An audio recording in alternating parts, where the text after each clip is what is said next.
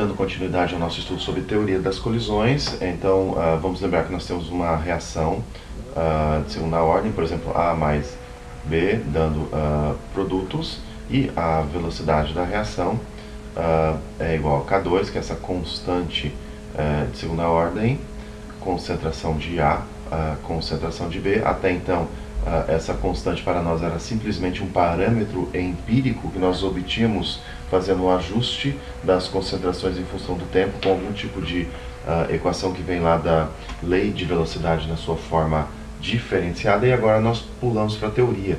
Como estimar o valor dessa constante a partir de métodos teóricos? É a primeira teoria da década de 1920, é a teoria das colisões, é a primeira que nós vamos estudar. O que nós poderíamos dizer aqui é que a velocidade da reação é proporcional à taxa de colisões, né? A taxa de colisões. A taxa de colisões, ou seja, o número de colisões em fase gasosa na unidade de tempo. E, portanto, também a velocidade média das moléculas. Então, quantas colisões na unidade de tempo você tem, isso influencia na velocidade da reação. E com que velocidade essas colisões acontecem também influencia na velocidade da reação, porque à medida que a velocidade molecular aumenta, a energia dessas colisões é maior. Também a velocidade é proporcional à seção eficaz de colisão, que nós explicamos na aula passada, e tem um desenho aqui. E a velocidade também é proporcional à densidade, às densidades numéricas das moléculas de reagentes A e B. Então esse N mais bonitinho aqui, enfeitado, corresponde ao número de moléculas por unidade de volume. Então, a rigor, você poderia dizer assim, ó, até vou mudar de cor aqui para não confundir vocês. A velocidade seria, então, proporcional. Tirar esse igual aqui, não deveria existir. A velocidade vai ser, então, proporcional à seção eficaz de colisão, temperatura elevado ao meio, massa molar elevado elevado a menos o meio, massa molar, concentração de A, concentração de B. A constante, então, vai ser proporcional a sigma, temperatura sobre massa molar elevado ao meio, e esse fator exponencial de menos energia de ativação sobre RT. Certo. Então, a teoria cinética, aqui, ou a teoria das colisões, nos permite ter uma expressão para o fator pré-exponencial da constante de velocidade, né? Então, vamos lembrar aqui que a densidade numérica de moléculas do tipo J vai ser produto da concentração multiplicado pelo número de Avogadro, esse Nzinho aqui mais quadrado. Então vamos pensar assim que a velocidade da reação pode ser expressa em termos da taxa de variação na densidade numérica dessa molécula A. E vai ser então igual a negativo dessa densidade de colisões entre A e B, que multiplica por um fator, e esse fator é justamente o seu fator exponencial, E a menos energia de ativação sobre RT. Vejamos, né? Considerando isso aqui que eu acabei de colocar, você poderia expressar dessa maneira a velocidade da reação. Então, velocidade da reação, colocada agora em termos da velocidade de consumo do reagente A, vai ser igual a menos essa densidade de colisões entre A e B, que seria o número de colisões por metro cúbico por segundo, dividido pelo número de Avogadro, que multiplica por esse fator exponencial, E é menos energia de ativação sobre RT.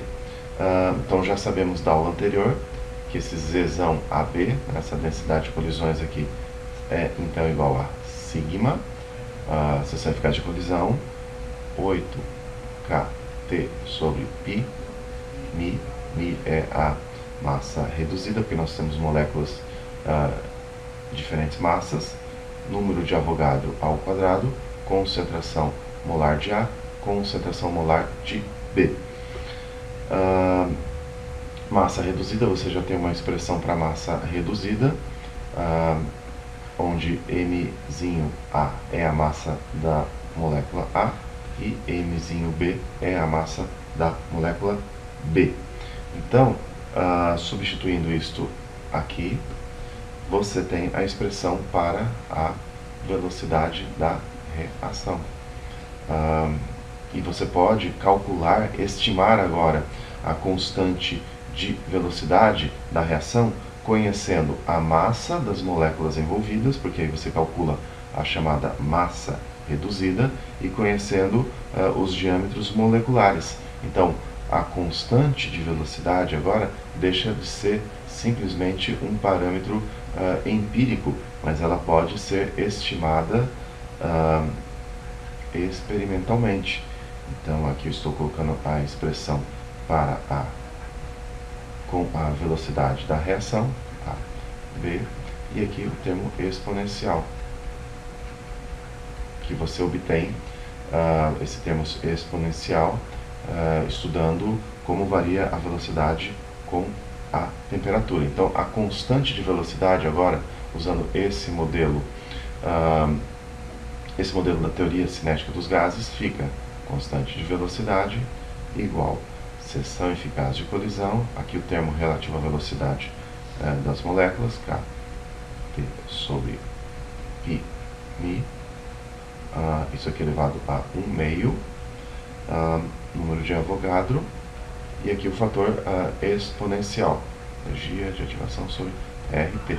Notem que isso aqui seria o fator pré-exponencial da equação de Arrhenius, e ele é virtualmente independente da temperatura.